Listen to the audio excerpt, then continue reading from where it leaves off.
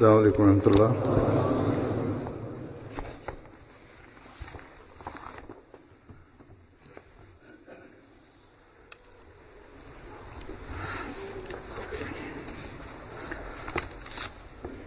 أشهد أن لا إله إلا الله وحده لا شريك له وأشهد أن محمدا عبده ورسوله أما بعد فأعوذ بالله من الشيطان الرجيم بسم الله الرحمن الرحيم الحمد لله رب العالمين الرحمن الرحيم مالك يوم الدين إياك نعبد وإياك نستعين اهدنا الصراط المستقيم صراط الذين أنعمت عليهم غير المغضوب عليهم ولا الضالين.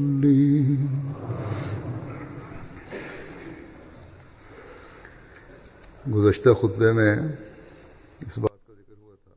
Dans mon précédent sermon, je disais qu'Allah affirme qu'il incombe aux croyants d'avoir une foi parfaite en lui, de le considérer tout-puissant quand il l'implore et de respecter ses injonctions afin que ses prières soient exaucées.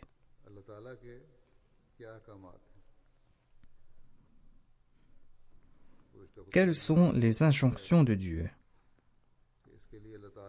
Dans mon précédent sermon, je disais qu'Allah nous a envoyé cet ouvrage grandiose qu'est le Saint-Coran, un ouvrage qui évoque tous les commandements de Dieu, tous les interdits et toutes les prescriptions.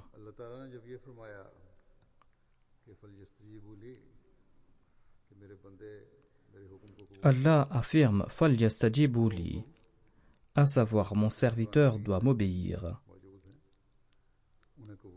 Il doit obéir ces commandements qui ont été mentionnés dans le Saint-Coran. Il doit les accepter. Et en conséquence, Allah exaucera les prières des croyants et il leur accordera la direction. Allah affirme que cela aura pour résultat la direction de ses serviteurs, لَعَلَّهُمْ يَرْشُدُونَ. Et suite à cette direction, ils profiteront aussi de ma proximité. Ils marcheront sur la voie droite. Ils seront guidés. Ils marcheront sur la voie de la vertu. Ils éviteront les péchés.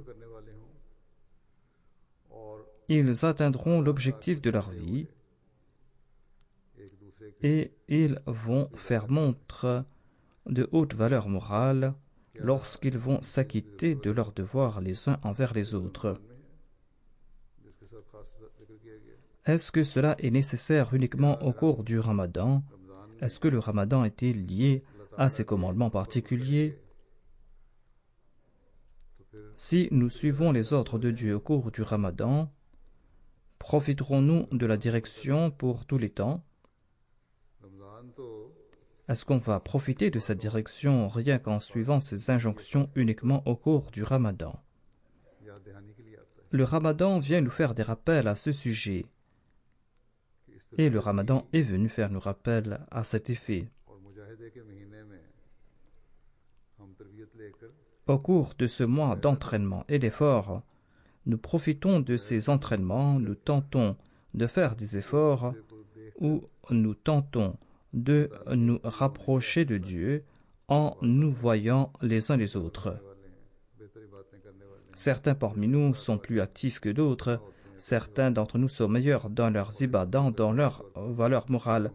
Et nous nous réunissons tous et nous avons l'occasion, durant ces jours, de nous voir les uns les autres. Par ce faire, nous sommes enclins à examiner notre condition.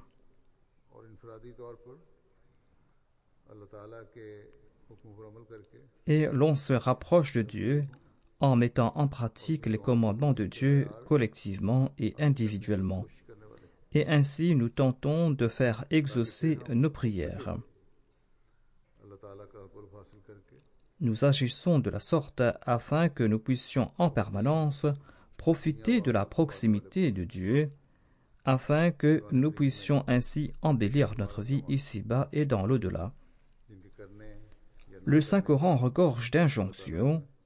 Dieu nous y a ordonné des prescriptions et a posé des interdits. Et il nous faut, de temps à autre, faire des rappels à ce sujet.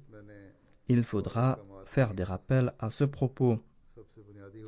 Pour le sermon d'aujourd'hui, je citerai certaines injonctions divines. L'injonction fondamentale que nous devrons toujours avoir à l'esprit et qui concerne aussi le but de la création de l'homme et l'adoration de Dieu. Tout comme Allah déclare « وَمَا خَلَقْتُ الْجِنَّ وَالْإِنسَ إِلَّا لِيَعْبُدُونَ » Le Messie premier l'Islam a traduit ainsi ce verset, à savoir « J'ai créé les djinns et les hommes afin qu'ils m'adorent ».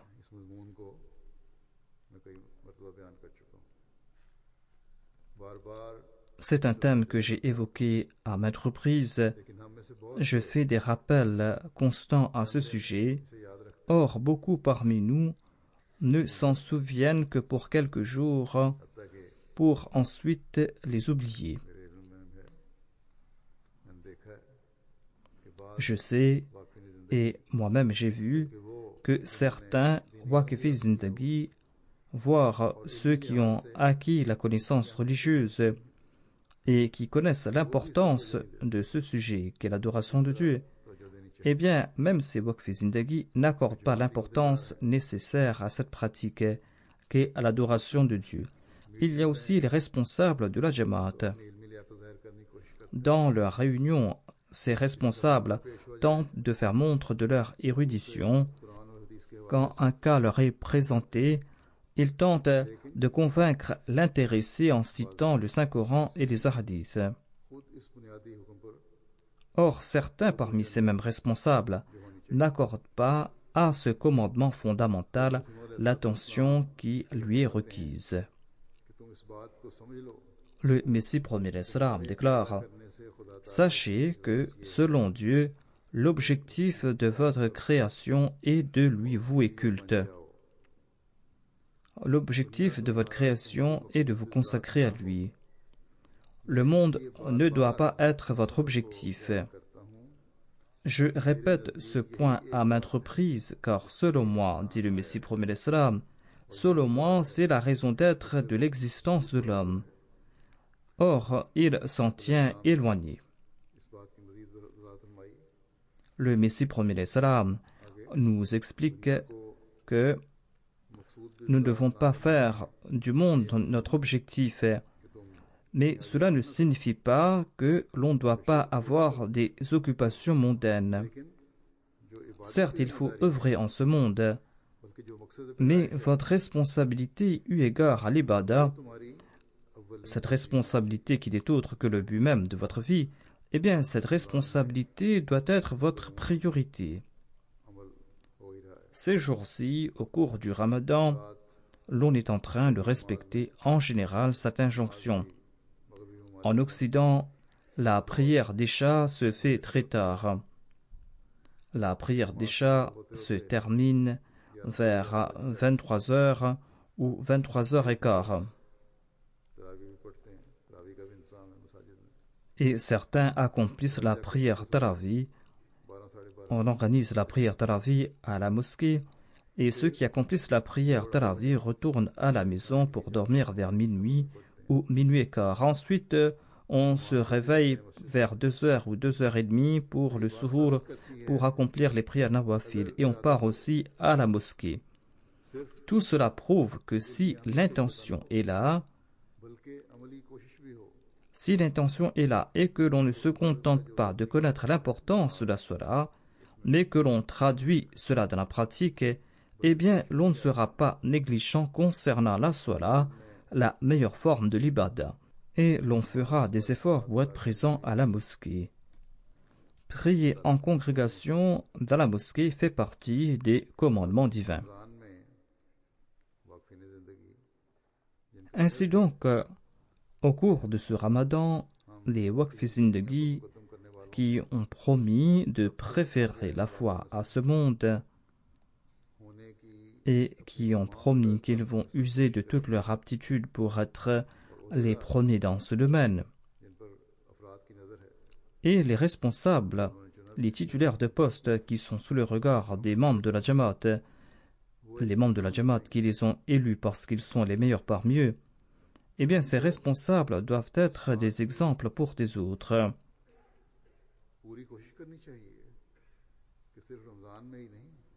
Ils doivent faire de leur mieux, non seulement au cours du Ramadan. Ils ne doivent pas mettre l'accent sur l'ibada uniquement au cours du Ramadan. Ils ne doivent pas compter le nombre de jours qui restent. Ils ne doivent pas compter qu'il reste 13 jours ou 12 jours et qu'ensuite nous allons retourner à nos vieilles habitudes, à notre routine.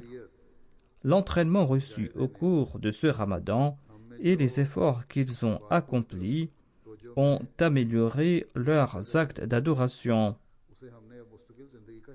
Et à présent, ils doivent faire en sorte que ces habitudes fassent partie intégrante de leur vie. Ils doivent aussi servir d'exemple aux autres. J'ai cité un écrit du Messie premier salam, un écrit dans lequel il a attiré notre attention avec grande douleur.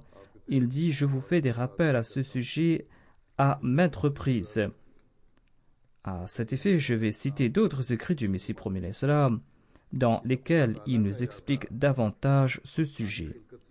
Le Messie premier salam déclare « Étant donné que l'intention de Dieu dans la création de l'âme était son adoration, il ne sied pas aux croyants de se fixer un autre objectif.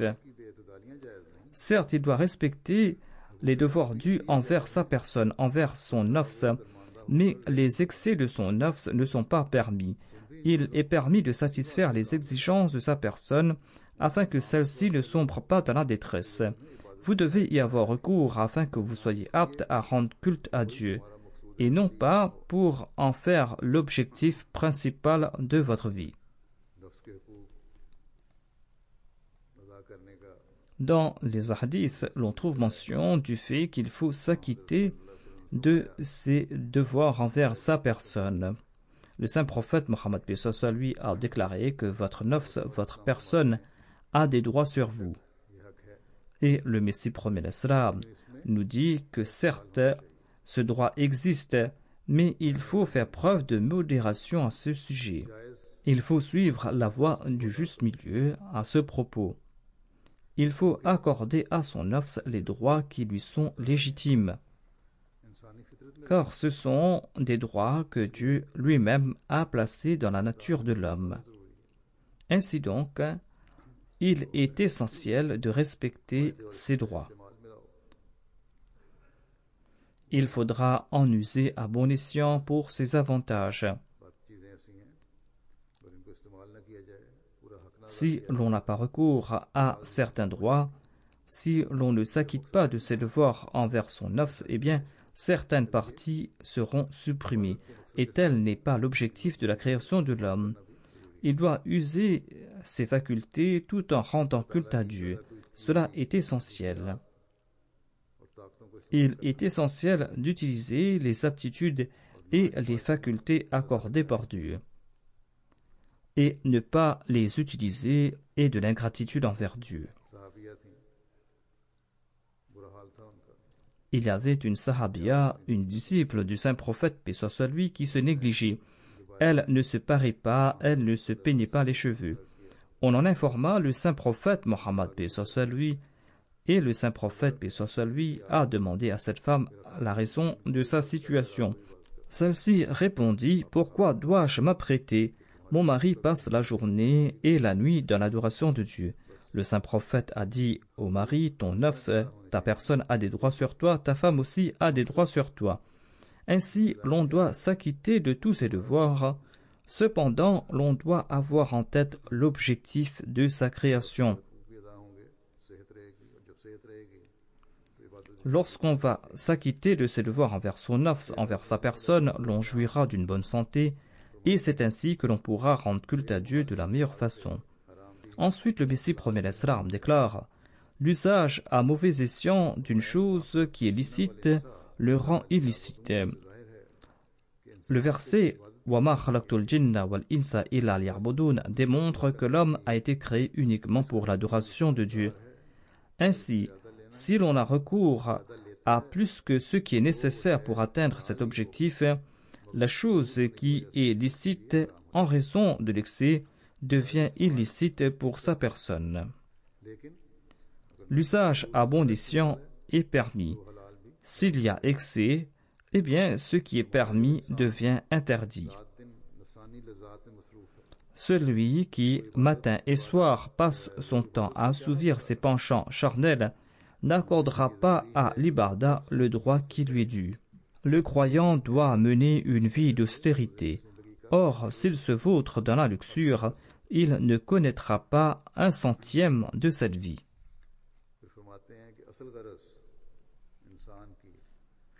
Ensuite, le Messie premier l'Islam explique l'objectif de la création de l'homme est de reconnaître son Seigneur et de lui vouer obéissance. Tout comme Allah l'affirme: Ma khalaqtul jinna wal insa illa liya'budun. J'ai créé les djinns et les hommes afin qu'ils m'adorent. Mais malheureusement, la majorité des gens, après avoir atteint l'âge de la maturité, ne comprennent pas cette obligation. Et ils ne tiennent pas en compte l'objectif de leur vie. Ils abandonnent Dieu pour s'incliner vers ce monde. Les richesses de ce monde et les honneurs de ce monde leur sont si chers qu'ils accordent peu d'importance à Dieu. Voire celui-ci n'existe même pas dans le cœur d'une multitude de gens. Ils se vouent corps et âme à ce monde, ils s'y enfoncent jusqu'au cou, ils ignorent que Dieu existe. Ils ne le connaissent qu'au moment où l'ange de la mort vient leur réclamer la vie. Ils s'éloignent des occupations et des œuvres de ce monde au moment où frappe la mort. Voire la majorité de ceux qui se vouent à ce monde temporel se soucient des richesses de ce monde et de la gestion des richesses de ce monde, même au moment de la mort. Pareil comportement ne sied pas à un croyant. Il ne se soucie pas de la gestion des affaires temporelles au moment de la mort. Or, beaucoup oublient l'objectif de leur vie après avoir cru. Et cela se soucie davantage des objectifs temporels. Ainsi, notre premier souci doit être d'atteindre l'objectif de notre vie. Et de même, après ce Ramadan, nous devons nous consacrer à l'adoration de Dieu. Et pour ce faire, nous devons avoir en tête l'injonction qui est de remplir les mosquées. Le Messie premier l'Islam déclare dans un endroit: se rapprocher de Dieu doit être la préoccupation majeure de l'homme. Se rapprocher de Dieu doit être la préoccupation majeure de l'homme afin qu'il mérite quelque valeur aux yeux de Dieu.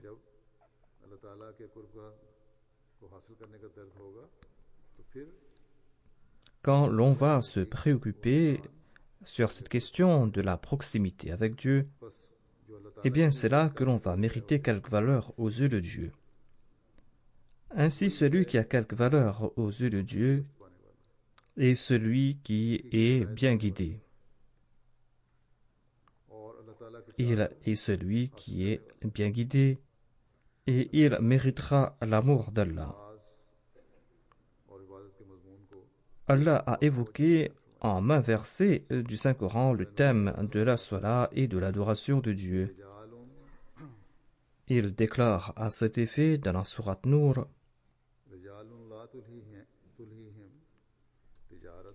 Rijalun la tulhihim tijaratun wala bay'un an dhikrillah wa iqamis salati wa ita'i zakat yakhafuna yawman tataqallabu fihi al-qulub wal absar.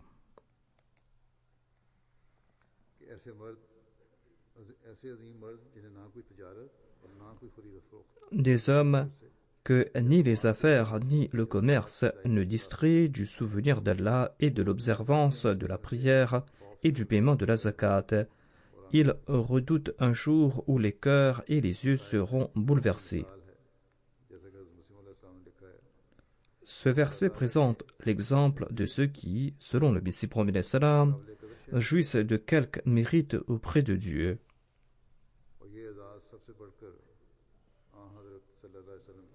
Cet honneur fut conféré dans toute sa splendeur aux compagnons du saint prophète Mohammed sallallahu alayhi wa sallam. Ils furent les bien-aimés d'Allah. D'ailleurs, le saint prophète Mohammed lui nous informe que ses compagnons nous servent de guide et que nous devons les suivre. Le Messie premier l'Islam explique en ces termes ce verset. Il la déclare: on trouve mention dans l'ouvrage Tazkiratul Awliya d'une personne qui brassait des milliers de roupies dans son commerce. Un waliullah le vit et grâce à une vision de son état, il comprit qu'en dépit du fait que ce commerçant était occupé dans son commerce, qu'il brassait de grosses sommes et qu'il était très occupé, eh bien, il ne négligeait pas un seul instant le souvenir de Dieu.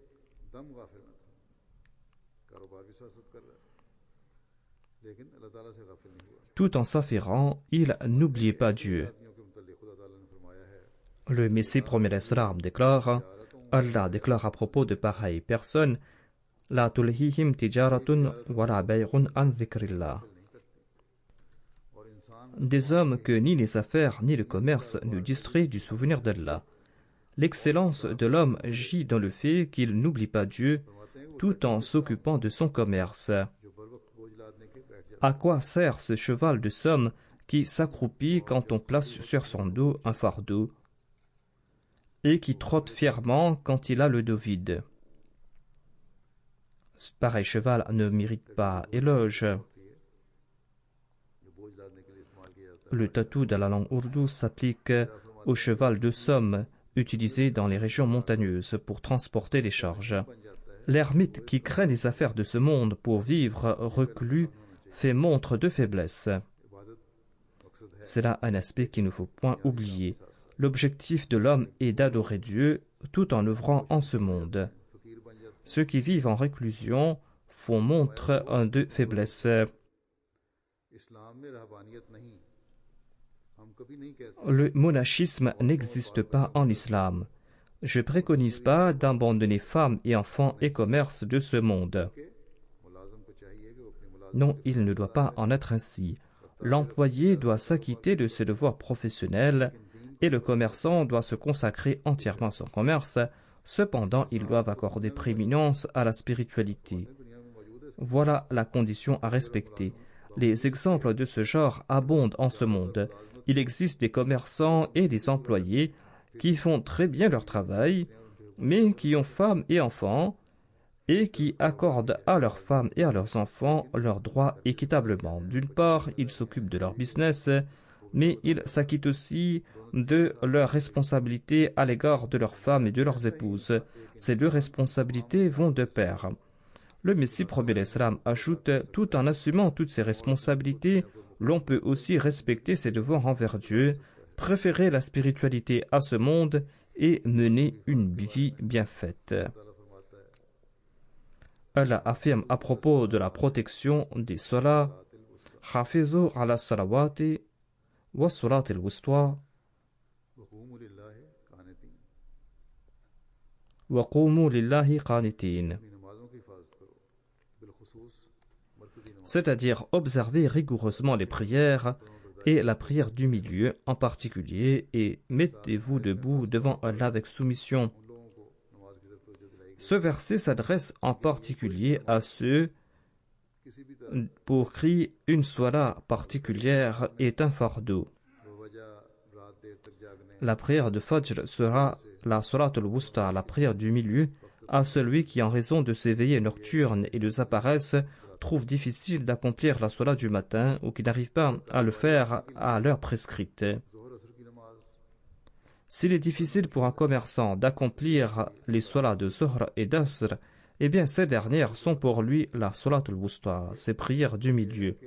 Hafidhu signifie protéger quelque chose de tout gâchis.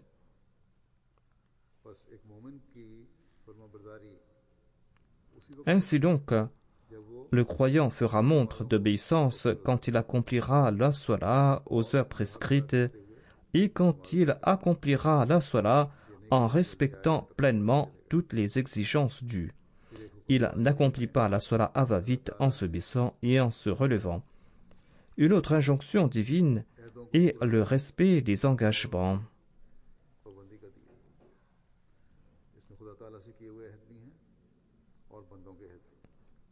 Cela comprend les engagements pris avec Dieu et avec autrui. La promesse faite avec Allah concerne sa religion. Cela concerne le fait d'être musulman. Et de surcroît, nous les Ahmadis, nous avons prêté serment d'allégeance au Messie promis alayhi salam.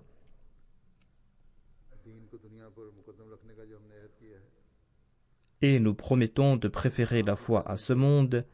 Nous promettons de mettre en pratique les enseignements de l'islam. Nous devons respecter tous ces engagements qui attirent notre attention vers le respect de nos devoirs envers Allah. Tout cela se trouve dans les 10 conditions de la Bayra. Ceci attire aussi notre attention concernant nos devoirs envers autrui. Il faudra être vigilant à cet égard. Allah déclare Wa awfu bi ahdillahi idha ahadtum wa la tanqudul aymana ba'da tawkidiha wa qad ja'altumullaha alaykum kafila inna allaha ya'lamu ma taf'alun. C'est-à-dire, remplissez le pacte d'Allah quand vous aurez fait un pacte. Et ne violez pas les serments après les avoir affermis, alors que vous avez pris Allah comme votre garant. Certainement, Allah sait ce que vous faites.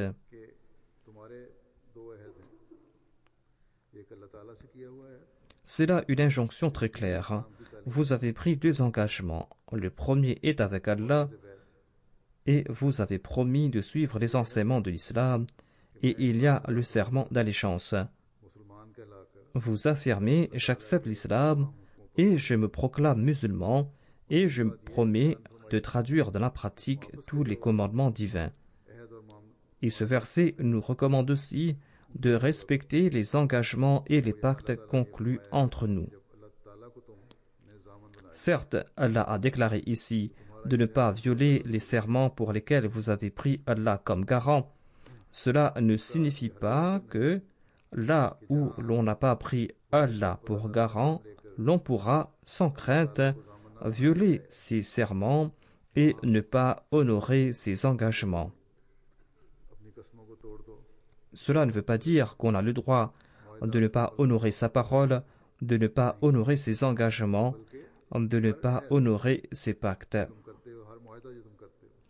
Tout engagement pris et tout pacte signé doit reposer sur la justice et sur la vérité.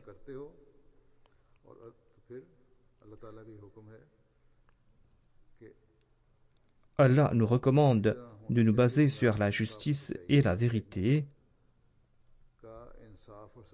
car il est essentiel à un croyant de faire montre de ces deux qualités.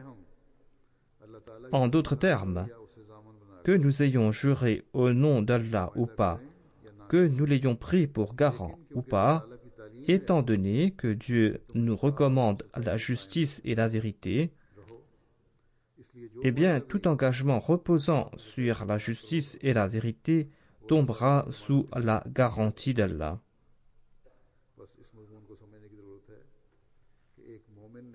Ainsi, il est essentiel de comprendre ce sujet, à savoir qu'un croyant doit honorer tous ses engagements et ses pactes. Si nous saisissons l'importance et la réalité de ce sujet, eh bien notre société sera exempte de toute dispute, de toute supercherie, de toute accusation. Les querelles conjugales n'auront pas lieu d'être. L'on n'honore pas ses engagements au sein du couple. Et j'ai constaté qu'aujourd'hui, en raison de la convoitise, la violation des engagements, la supercherie, le non-respect de la parole, eh bien tous ces mots ont pris de l'ampleur, même parmi nous, les Ahmadis. Ces mots ternissent d'une part l'image de la Jamaat et d'autre part, ceux qui sont coupables de ces mots perdent leur foi, en certains cas. On a recours au mensonge quand on viole son engagement. D'ailleurs, Allah a émis des avertissements sévères à l'égard du mensonge et il nous demande de l'éviter à tout prix. Allah déclare Fajtanibu rijsa min al-awthan wajtanibu qawla az-zur. Fuyez donc l'abomination des idoles et fuyez toute parole mensongère. Le Messie promet l'Islam déclare Ce n'est pas la peine pour moi de vous interdire le meurtre. Ce n'est pas la peine pour moi de vous interdire le meurtre, car hormis un homme des plus abominables qui commettra un crime de sang. Or, je vous conseille ceci. Ne noyez point la vérité en vous entêtant dans la voie de la justice. Acceptez la vérité, même si elle sort de la bouche d'un enfant. Même si un enfant vous dit la vérité, vous devez l'accepter, vous ne devez pas vous entêter. Et si votre adversaire vous dit la vérité, eh bien, abandonnez sur le champ votre raisonnement stérile. Si votre ennemi, votre adversaire, vous dit quelque chose de vrai, vous devez accepter cette vérité. Ce n'est pas la peine de disputer. Ce n'est pas la peine d'imposer sa logique. Il faudra accepter cette vérité. Cramponnez-vous à la vérité, dit le Messie premier l'Islam, et donnez de vrais témoignages, tout comme Allah le Très-Haut l'affirme. C'est-à-dire, fuyez donc l'abomination des idoles et fuyez toute parole mensongère, car le mensonge n'est pas moins que l'idolâtrie. Toute chose qui vous détourne de la vérité est une idole sur votre voie. Toute chose qui vous empêche d'adopter la vérité est une idole. Portez de vrais témoignages, dit le Messie promet l'Islam, même si c'est contre vos pères, vos frères, vos amis. Une animosité refoulée ne doit point vous contraindre à être injuste. Nous présentons aux non-musulmans ces préceptes, nous leur montrons les enseignements du Saint-Coran, nous leur disons voilà les préceptes de la justice. Mais beaucoup parmi nous oublient cela lorsque nos intérêts sont en jeu. Le Messie promet l'Islam a aussi déclaré Dieu associe l'idolâtrie au mensonge. Dieu associe l'idolâtrie au mensonge. Seul un imbécile abandonnera Allah pour se prosterner devant une pierre. De même, seul un imbécile abandonnera la vérité et la droiture pour avoir recours à l'idole du mensonge afin d'atteindre son objectif. C'est pour cette raison qu'Allah a lié le mensonge à l'idolâtrie. L'idolâtre cherche le salut par le biais de son idole. Il fabrique une idole, il lui rend culte, il implore son pardon, croyant qu'il aura le salut et qu'il trouvera la solution à ses problèmes. À l'instar de l'idolâtre qui cherche le salut par son idole, de même, le menteur fabrique une idole de ses mains, croyant mériter le salut par son truchement. Il croit qu'il pourra se sortir d'affaire en mentant. Le Messie promis l'Islam ajoute: voilà le mal qui frappe le monde aujourd'hui. Quand on demande à l'intéressé pourquoi es-tu idolâtre, abandonne cette abomination, il réplique: comment puis-je le faire? Je ne peux m'en passer. Existe-t-il malheur plus grand que de considérer le mensonge comme son unique soutien? Or, je vous assure, dit le Messie promis l'Islam, que la vérité triomphe toujours.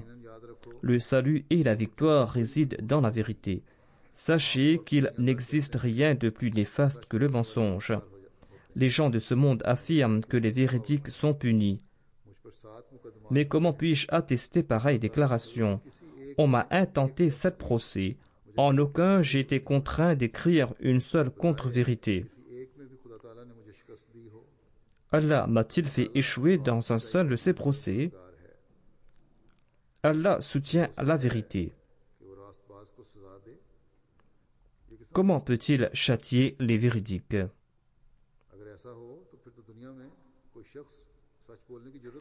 S'il en est ainsi, eh bien personne au monde n'aura le courage de dire la vérité. Si les véridiques sont punis, personne ne dira la vérité en ce monde. Le Messie promis l'Islam ajoute: la confiance en Dieu va disparaître et les véridiques aussi vont disparaître. Si d'aucuns sont punis après avoir fait preuve de franchise, après avoir dit la vérité, ils ne l'ont pas été pour avoir dit la vérité. Ce châtiment a pour cause leurs méfaits les plus secrets.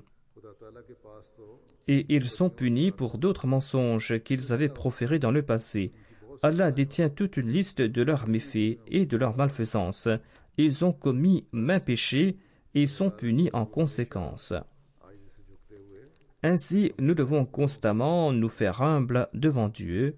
Nous devons lui demander de nous pardonner nos péchés, de peur qu'il nous châtie en raison d'un péché secret que nous aurions commis. Voici un autre ordre divin, et c'est aussi un signe des muttaqis.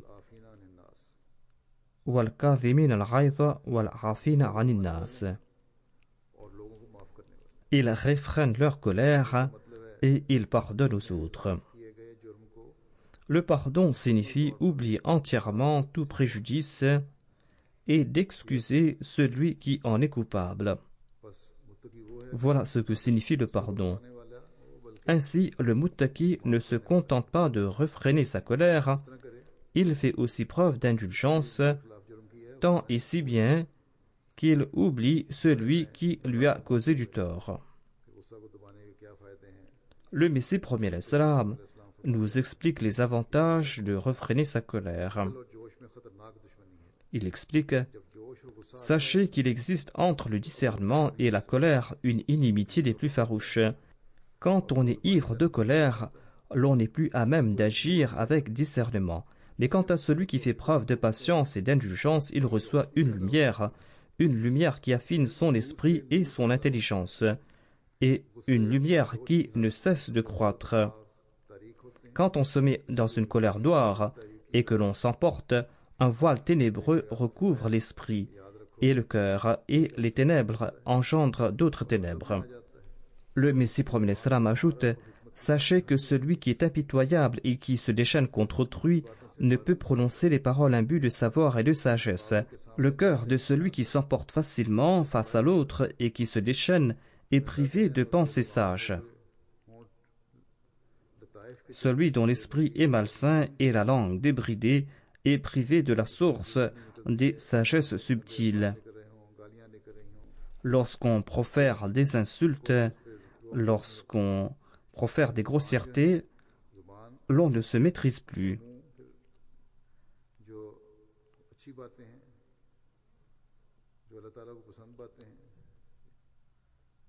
On n'arrive pas à énoncer des bonnes paroles qui plaisent à Dieu. On n'arrive pas à prononcer des paroles vertueuses.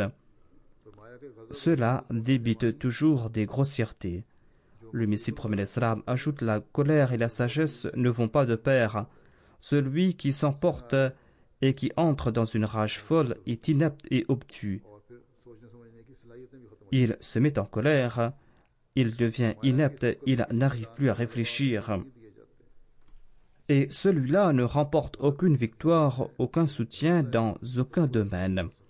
La colère est la moitié de la folie, mais quand elle prend de l'ampleur, elle se transforme en démence totale. Le Messie promet l'Islam a dit dans un autre endroit: l'homme doit utiliser à bon escient ses aptitudes et en des situations où il est permis de le faire. À titre d'exemple, quand la colère dépasse le seuil du permis, elle pousse l'homme vers la démence. Et il y a très peu de différence entre la folie et la colère. Il y a très peu de différence entre la folie et la colère. Celui qui s'abandonne à cette dernière est privé de la source de la sagesse. Évitez de vous emporter même quand vous conversez avec un adversaire. Même si vous êtes en train de converser avec un adversaire, vous ne devez pas vous emporter. Vous devez parler avec sagesse. Ainsi donc, les commandements divins rehaussent d'une part nos qualités morales et nous rapprochent de Dieu. D'autre part, ces commandements divins affinent notre intelligence et nous protègent de nombre d'inimitiés et de préjudices. La majorité de ceux qui se mettent en colère et de ceux qui se disputent subissent des torts. Ils ne tirent jamais aucun avantage de tout cela. Le Messie promet l'Islam déclare dans un autre endroit: deux comportements mènent l'homme à la folie. Deux comportements mènent l'homme à la folie. Le premier est de s'adonner au soupçon et le deuxième est la colère. Lorsque ces deux habitudes outrepassent les limites, eh bien, ils poussent l'homme à la folie. Ainsi donc, il est primordial d'éviter au mieux le soupçon et la colère. Il est primordial d'éviter au mieux le soupçon et la colère. Allah, dans le Saint-Coran, nous ordonne d'éviter le soupçon. Allah déclare: Ya ayyuhalladhina amanu ijtanibu kathiran min adh-dhanni inna ba'da adh-dhanni ithmun wa la tajassasu wa la yaghtab ba'dukum ba'da ayuhibbu ahadukum an ya'kula lahma akhihi maytan fakarihtumuhu wattaqullaha innallaha tawwabur rahim. Ô vous qui croyez, évitez de vous adonner à trop de soupçons, car dans certains cas, le soupçon est réellement un péché. Et n'espionnez pas et ne médisez pas non plus les uns les autres. L'un de vous aimerait-il manger la chair de son frère mort? Certainement, vous en auriez horreur. Et craignez Allah, assurément, Allah revient sans cesse avec compassion et est miséricordieux. La première injonction de ce verset est d'éviter le fait de penser du mal d'autrui. Le Messie promet l'Islam déclare: penser du mal d'autrui est une telle maladie, c'est une telle calamité qui rend l'homme aveugle et qui le jette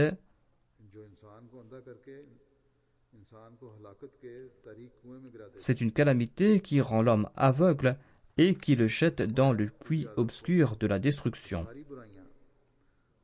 Ensuite, il ajoute: sachez que les soupçons sont la racine de tous les maux.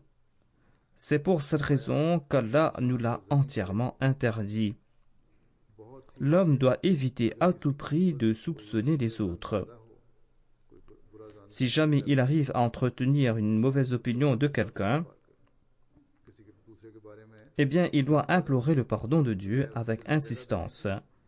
S'il a des doutes ou une mauvaise opinion à propos de quelqu'un, au lieu de laisser foisonner ses pensées dans son cœur, au lieu de nuire à autrui, en raison de ses pensées, eh bien, il doit implorer le pardon de Dieu. Il doit implorer le pardon de Dieu avec insistance et prier ardemment afin de se protéger de ce mal et de ses conséquences néfastes. Afin qu'il se protège de ce mal et des conséquences néfastes de ce mal. Ne croyez pas que c'est un fléau insignifiant, c'est une maladie fatale. Ensuite, Allah nous interdit le fait d'espionner les autres, et l'on fait mention dans ce verset. Espionner les autres, c'est le fait de fouiller dans la vie d'autrui pour y trouver ses défauts, ou le fait de tenter de connaître coûte que coûte quelque chose que l'autre ne veut pas dévoiler.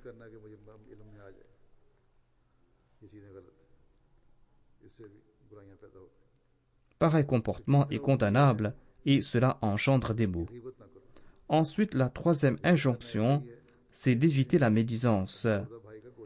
Médisance signifie consommer la chair de son frère mort. C'est une pratique qui vous inspire l'horreur. On demanda au saint prophète Mohammed paix soit lui de définir la médisance. Il répondit: la médisance, c'est le fait de présenter une vérité sur quelqu'un en son absence d'une manière qui l'aurait déplu s'il était présent. Voilà ce que signifie la médisance. C'est le fait de dire une vérité sur son frère en son absence d'une façon qui lui plairait pas s'il était présent. Et si ce défaut n'existe pas chez lui, eh bien c'est de la calomnie, dit le saint prophète, paix soit sur lui. Il ne sied pas aux muttaqis d'énoncer pareils propos. Des propos qui engendrent des troubles et la discorde dans la société. Il ne faut point médire, il ne faut point diffamer autrui.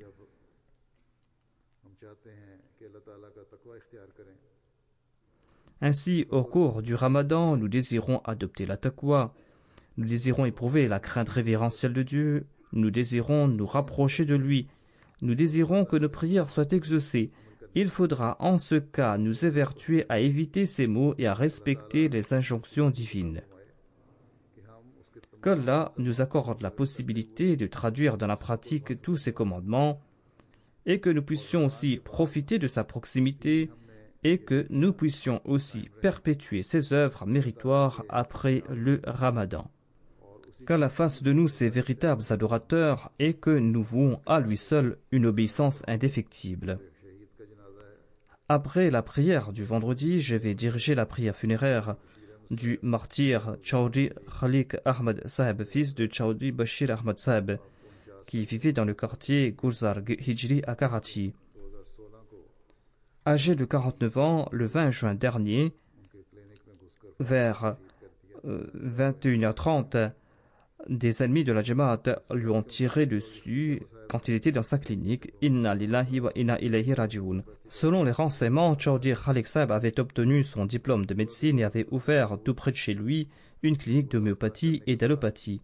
Le jour de l'incident, comme d'habitude, après avoir rompu son jeûne, il est parti travailler dans sa clinique située dans le quartier Gulzar Hijri et il était en train d'examiner des patients. Et aux alentours de 21h30, deux inconnus portant des casques lui ont tiré dessus et ont pris la fuite. Le martyr a reçu 2 balles à la tête et 2 à la poitrine. Le propriétaire d'une pharmacie située en face du magasin s'est précipité et a informé sa famille.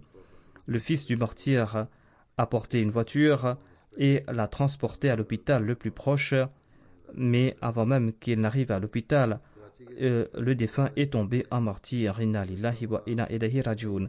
Dans ce même quartier de Gulzar Hijri, le 25 du mois dernier, Daoud Ahmad Saheb, fils de Haji Ghulam Muhyiddin Saheb, est tombé en martyr. Il a été tué par des inconnus lui aussi. C'était le grand-père du défunt, Allah Bakhsh Saheb d'Amritsar, qui était le premier Ahmadi de la famille. Sa famille était originaire d'Amritsar et ensuite elle s'est établie à Gokuwal pour ensuite élire domicile à Rahim Yar Khan. Ensuite, ils se sont établis à Saharanpur, dans la province de Sangar. Le défunt est né en 1967 dans un village nommé Ahmadpur. Il a obtenu son bac en 88, ensuite il a déménagé à Karachi. Il a obtenu son diplôme de médecine et a commencé à travailler dans un laboratoire privé en tant que technicien en radiologie. Et l'après-midi, dans la soirée, il recevait des malades dans sa clinique. Après un certain temps, il se concentra entièrement à sa clinique. Il a abandonné son poste de technicien en radiologie. Le défunt était doté de qualités spirituelles très élevées. Il avait une grande passion pour la diffusion du message de l'Ahmadiyya. Même dans sa clinique, il ne manquait pas une occasion de présenter le message de l'Ahmadiyya à ses patients. Il était constant dans l'observance de la prière, il était très généreux, il accomplissait les prières nawafil, il soignait les démunis gratuitement. Certains de ses patients non-ahmadis disaient que « Tu es un Qadiani, nous ne voulons pas prendre des médicaments de toi, mais nos enfants se rétablissent uniquement par tes médicaments. » Par la grâce de Dieu, il était moussi, il a occupé différents postes au sein de la Jamaat. Il a occupé le poste de Marcel et de Zayman Saroula dans son quartier et il a servi pendant 18 ans en tant que secrétaire Waqf-e-Nao.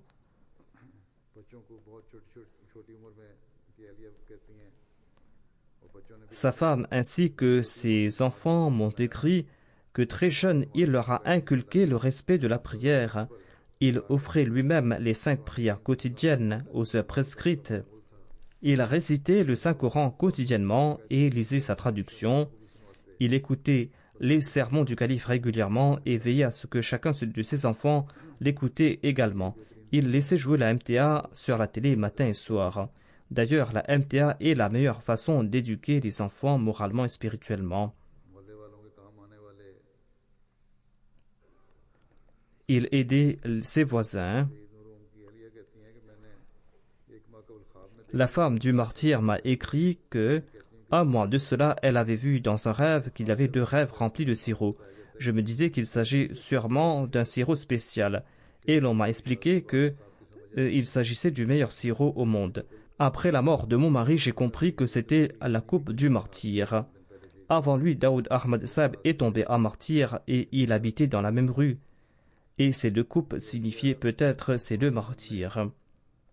Le défunt laisse derrière lui ses frères et sœurs, sa femme Bushra Khalik Sahiba, 2 fils Anik Ahmad qui étudie à la Jamia de la Bois et Rahik Ahmad qui est en 3e année de BTS et une fille, Shamaila Ahmad, qui est âgée de 16 ans. Qu'Allah accorde aux martyrs un haut rang au paradis et patience et persévérance à la famille endeuillée et qu'Allah fasse que ses enfants perpétuent ses bonnes œuvres.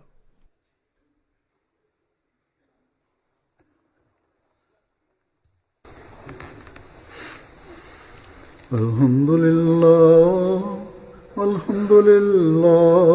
nahmaduhu wa nasta'inuhu wa nastaghfiruhu wa nu'minu bihi wa natawakkalu alayhi wa na'udhu billahi min shururi anfusina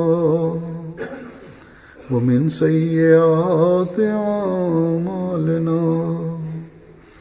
من يهده الله فلا مضل له ومن يضلل فلا هادي له ونشهد أن لا إله إلا الله ونشهد أن محمدا عبده ورسوله.